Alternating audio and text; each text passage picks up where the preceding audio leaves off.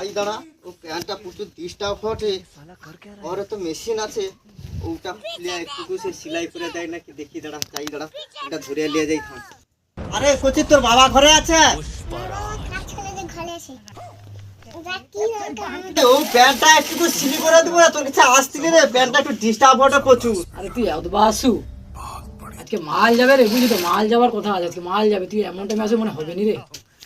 আরে লে লে লে লে লে লে লে। আরে কি রে, জুতা পরে তো উঠেছিল তুই, দাদা তুই সেদানো ঘুরে জুতা পরে উঠেছিল। রাখনি তো না কোন সেদানো আরে কি কইডি তুই, কাজ কর তাহলে সেলাই করে দিবি, বুঝু তুই কাজ কর, ওটা পরে দাঁড়া আর দিদা প্যান্টটা দে, প্যান্টটা সেলাই করে দিবি, বুঝু।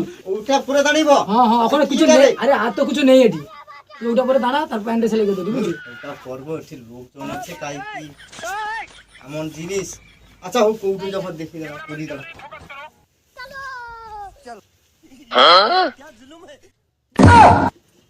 কি পড়ছু রে, যা এমন একটা জিনিস দিছু,